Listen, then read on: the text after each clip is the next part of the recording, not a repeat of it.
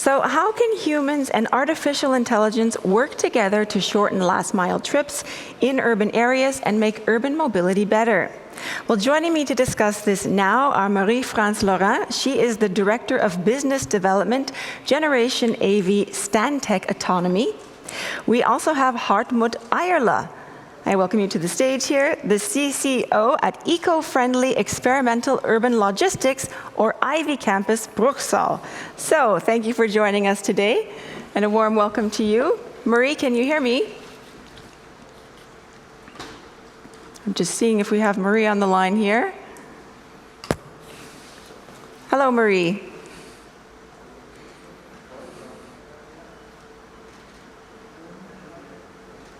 Marie, can you hear me? Okay, while we're waiting for Marie, I will get started with you, Hartmut. Tell us, what exactly does the model at the Ivy campus look like? To give you a first impression and to show you things that are hard to explain, I would ask for a little video that I brought along to be played on. Okay. And then we can understand better what we're doing in Bruchsal. Okay, so first a video, and then we will continue the conversation.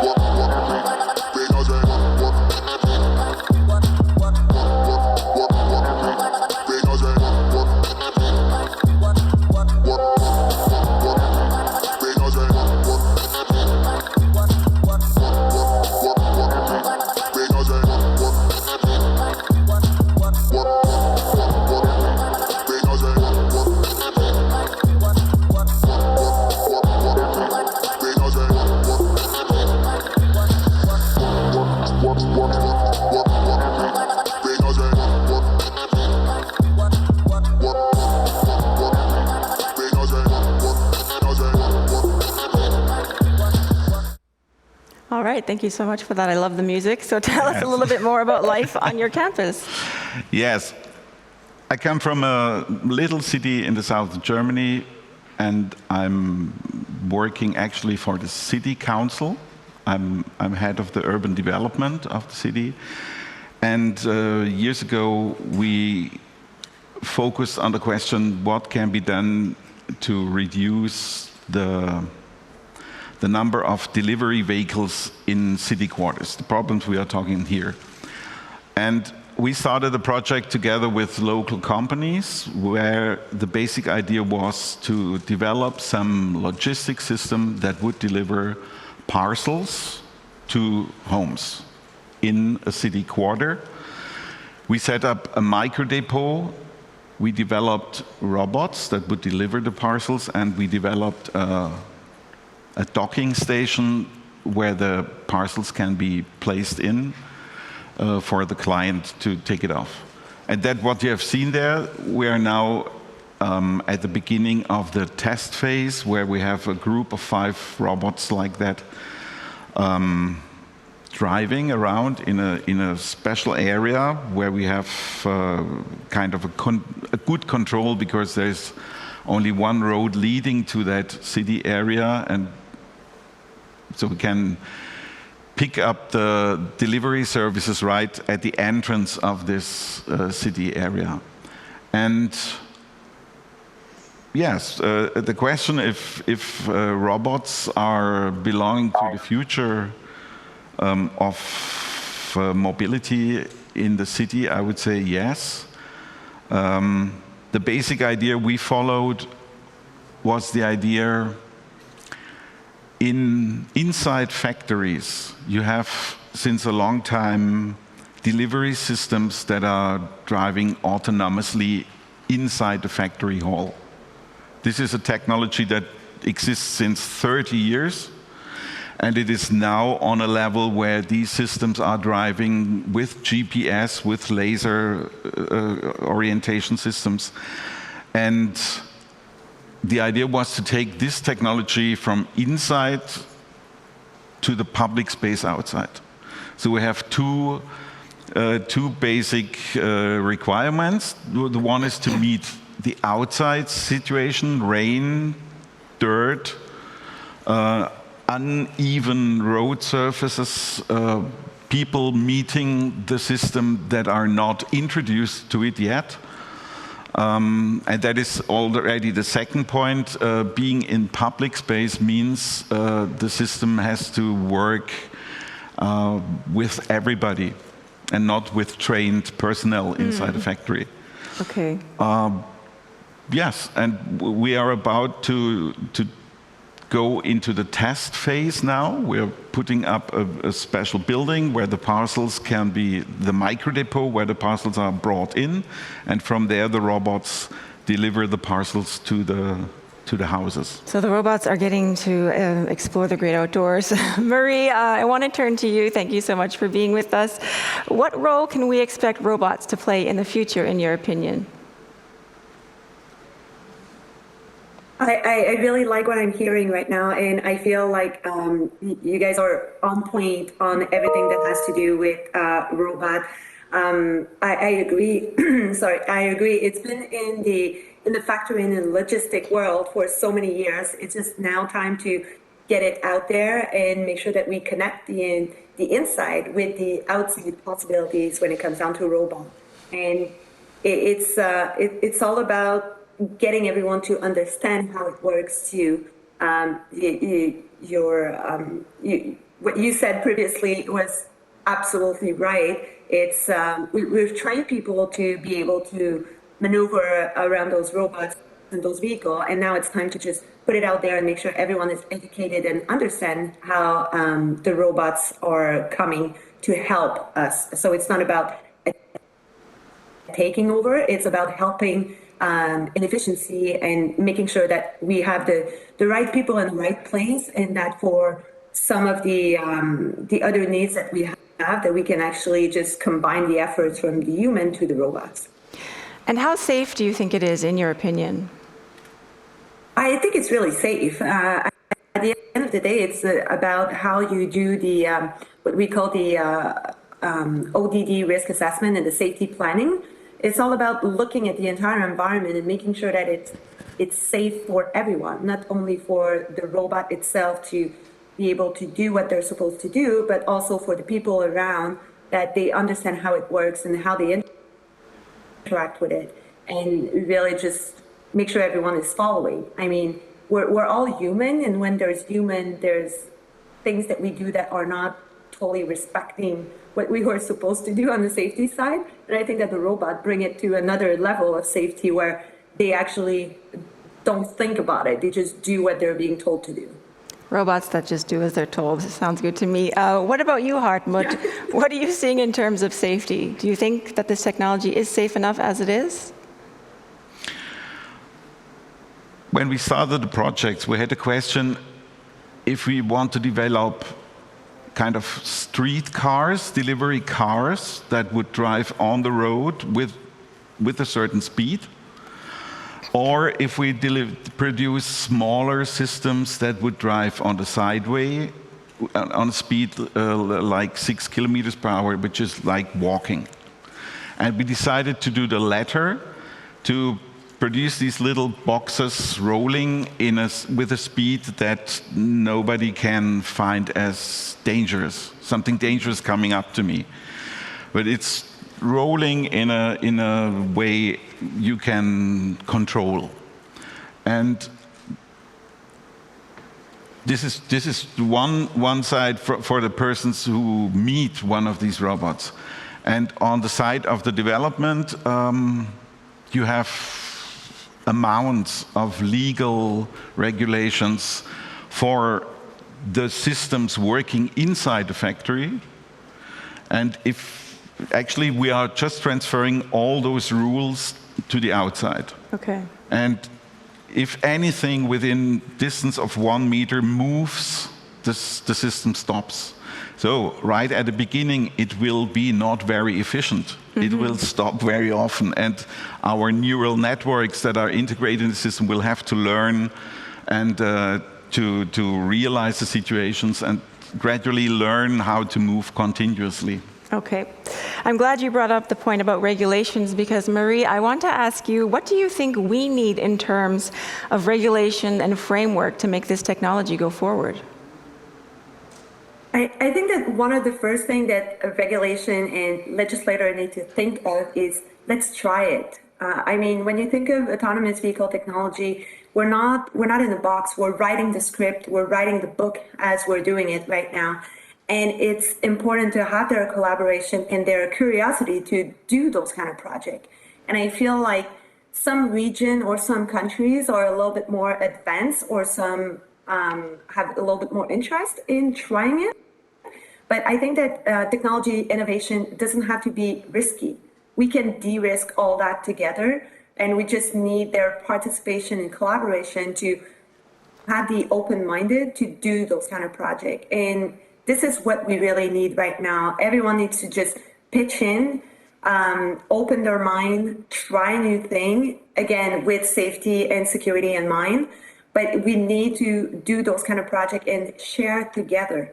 Because if you guys are doing a project in Germany, I'm doing a project in the US or in Canada, we need to put all those information together so we don't repeat the same mistakes, so we learn from the best practices, and we just like put all the knowledge together and grow together. Because again, we're writing the book, so we need to just put everyone on board and write the book together. So it's all about pooling our resources and being fearless. So Hartmut, what do you think is needed in terms of regulation and legal frameworks from what you've seen at your campus? Our experience by now is that the authorities are interested, but they are careful. And in fact, they need to see a lot of experiments that gives them some confidence in allowing public use. For our project, also, we are sitting in an area that is not tightly connected to the rest, but can be overview very good, and that gives us the possibility to work there because we can control the public traffic actually. And if you sit on the chair of these people who should put a stamp on the allowance of autonomous driving something in public space, you may understand that it still will take a time. It's a time of transition where not only the individual, but actually the legal system as a whole has to gain confidence in the ability of these systems. And this gaining confidence, actually it starts with really experiencing it. And that's why our next development step in Bruchsal is from this parcel delivery system. Our next step is to form, as we call it, last mile city lab, which means we want the inner city to become an experiencing area for autonomous systems. We will invite, and already have other partners that are developing their own autonomous systems.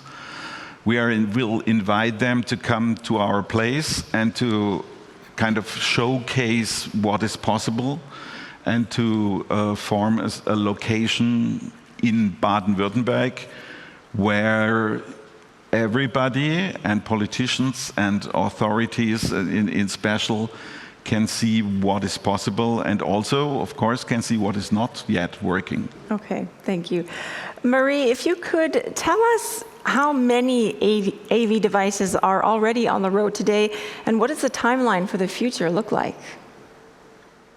That's a really good question. I wish I had the answer to that. When we think of AV in general, in our group, when we think of AV, we think of the low-speed autonomous vehicle. We also think of the robot for the smaller type robot for delivery on sidewalks. We also think of the trucking industry. We think of the robot or the AV for grocery delivery or smaller truck size. But we also think of everything that is drones for deliveries or for moving people. And at the end of the day, it's impossible, I would say, to give you a number of how many technology suppliers are out there. We did research about 2 years ago for one of our clients.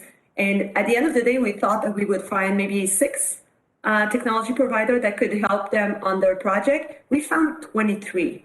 So it seems like every time we move a rock, we find some technology provider under it. And it's moving at lightning speed right now. So it's really hard to put a number on it. But I would say that it's out there. It's coming. And some of them are more advanced than others. Some clients are looking to have technology that has never been tested before. So it's really about what's the desire and the risk, the risk that the client is ready to take at the end of the day, but it's how you become the first to do something too. So again, I can't say how many are out there, but I would say it's just coming even bigger and better every year. And just to recap on what we said previously about the legislation, if the legislator or the cities or municipalities or public transit agency don't look at AV or at solution that can include AV and integrate AV, it's a tsunami that is coming. So you have 2 options when it comes down to that. First one is get hit by the tsunami, and the second one is to surf it. So I'm all about surfing it and making sure that we can get ready for what's coming our way. I like that analogy. Thank you so much.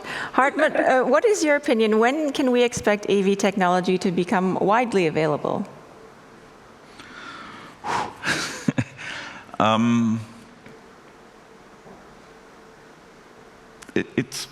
I would guess, it's always the next 10 years that everybody says. I'm not sure. We still do not see systems that really work without problem somewhere in the world. Always, if you look in detail, you find some things that do not work. They do not work at night. They do not work at snowfall. Mm-hmm. They do not work when it's pouring cats and dogs. But we need these systems to work like that. I think the problem is more in these technical, dirty little details than in principle. In principle, the whole way is obvious, but you need to make it really work. So talking about the problems, I know that the worldwide shortage of chips is a big topic at the moment. Will that have a significant impact on the development of this technology? No. No. In this place, I believe that's where I believe in the market. If there are too little chips, somebody will produce them and sell them at a better price, and then that's something that is happening now because of the Corona crisis. Yeah. That shatters all the deliveries lines, but that will not be a principal problem. Okay. Marie, I want to talk to you a little bit about liability and the risk. How should that be approached, in your opinion?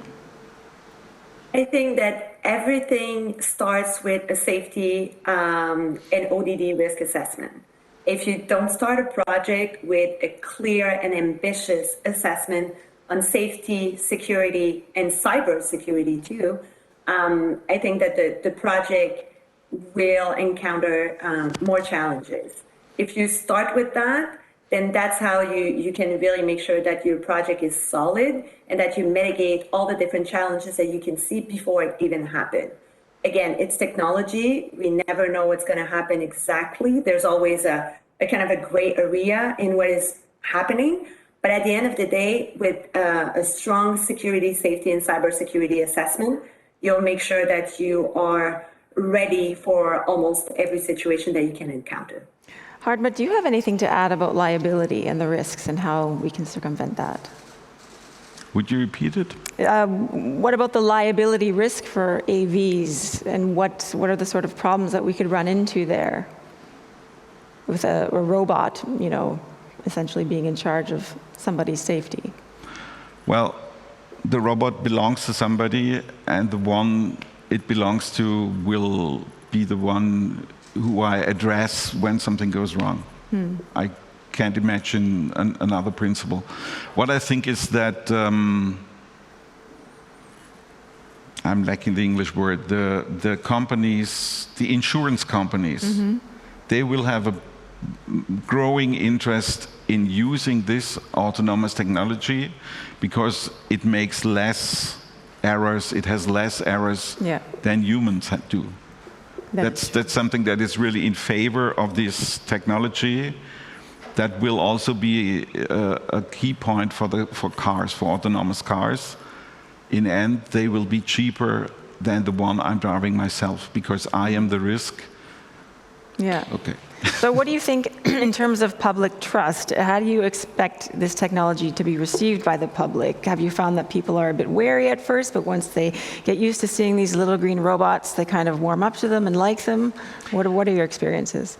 Actually, I think the industry, the law, the mowing, the green grass, the grass mowers in the garden that are driving autonomous.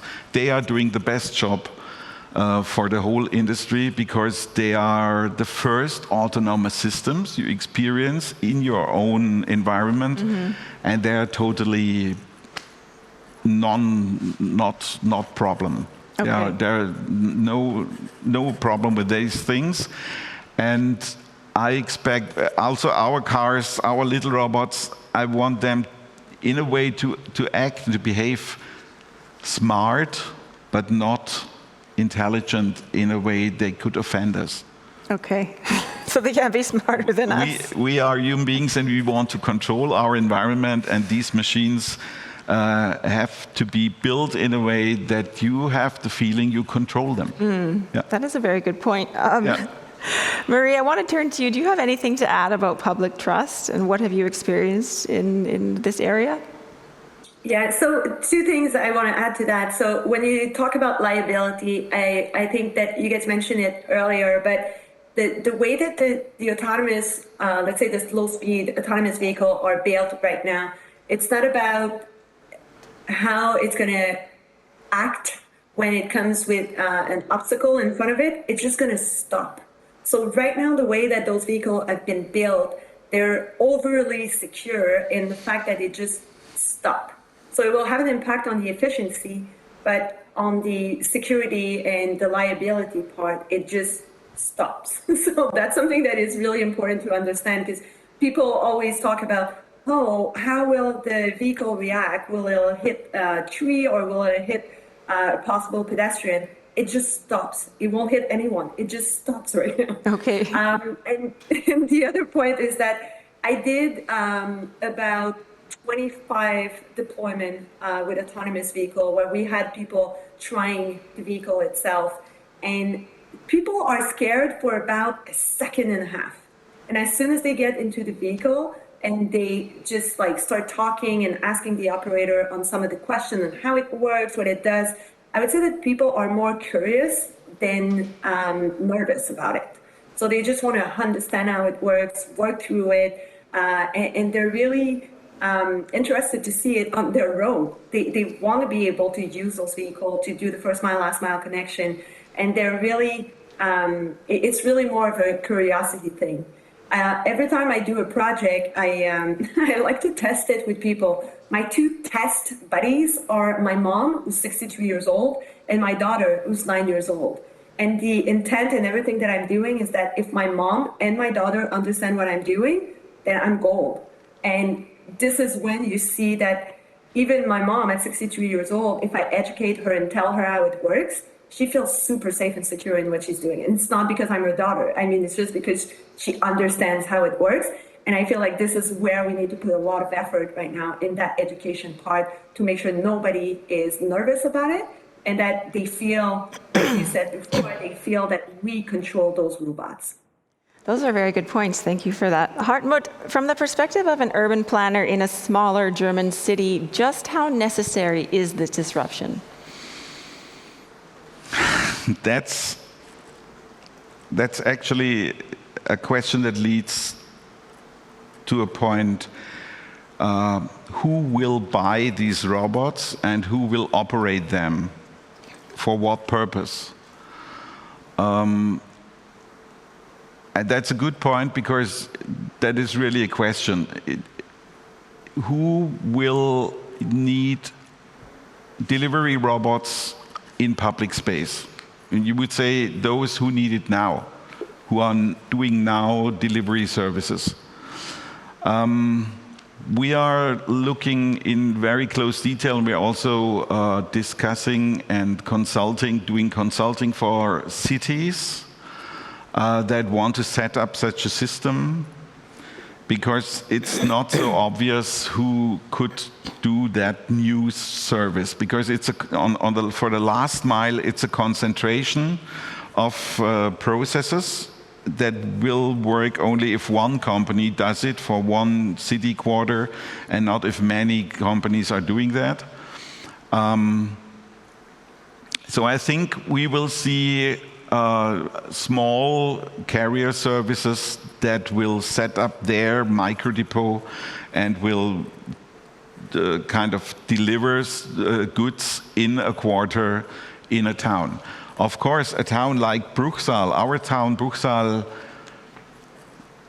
we do not have the density where we have a problem now. We may have a problem in some 5 or 10 years, but we have enough cities that are bigger and more dense, and where we would be happy to have the parcel deliveries at least out, or concentrated on these robot systems that bring the advantage that all parcels for one person from different companies are delivered by only one system and not by 5 or several carriers as now.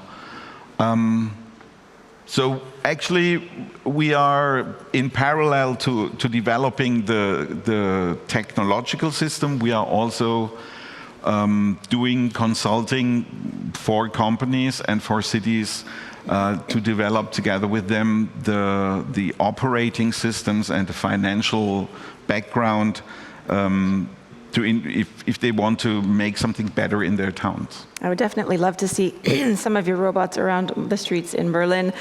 Marie, turning to you again, you mentioned before the idea of inclusivity about your daughter and your mother.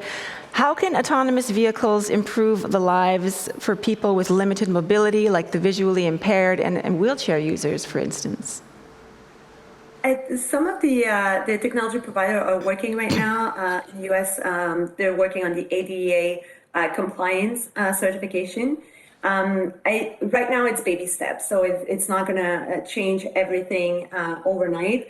But I feel like the accessibility with the ramps being able to come out of the vehicle to accommodate people on wheelchair or that have like challenges to actually get on the vehicle, that's going to be a big game changer. When we think of people that are visually impaired, there is technology right now that is being integrated. So it's a collaboration effort where we have people from all different angles coming in and trying those vehicles and really pointing out some of the challenges that people could have to make sure that it's accessible to everyone.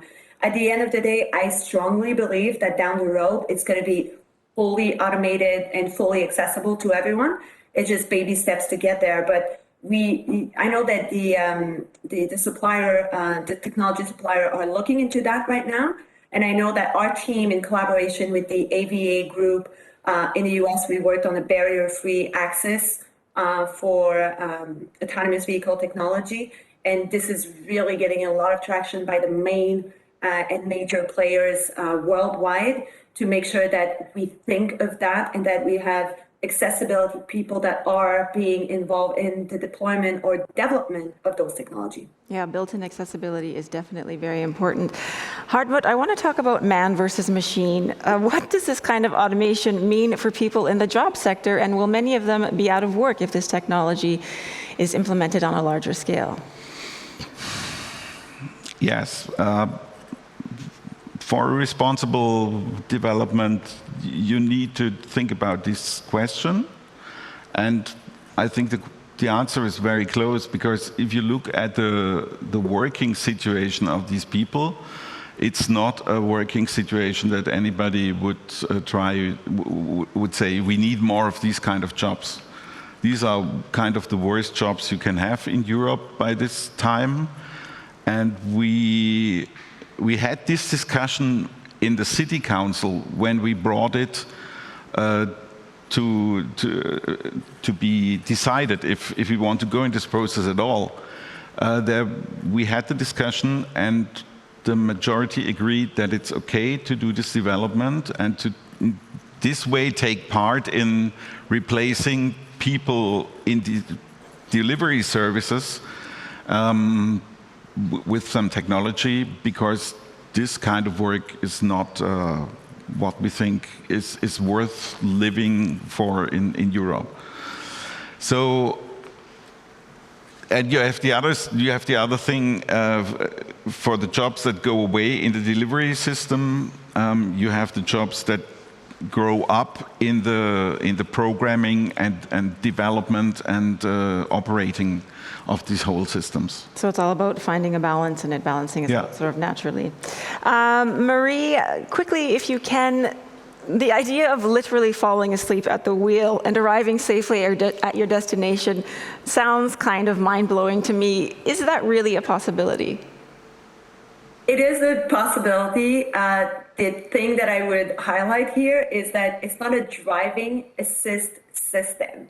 So we have right now some of the technology provider that are cars builder or OEM that claim, and I'm using the right word, claim, to be an autonomous vehicle technology, but they're not. It's an assist driving system. And the assist driving system is totally different from the AV technology. And that I would never fall asleep on the wheel with an ADS system, because it can mitigate if anything is happening, and I still have full control on the vehicle. So for those ones, I would never do that. But for an autonomous vehicle technology, I would be more than happy to fall asleep in it and enjoy my ride while sleeping. And I would not have any issue to do that. Well, I can't wait for that day. I would like to thank you for joining us today, Marie and Hartmut.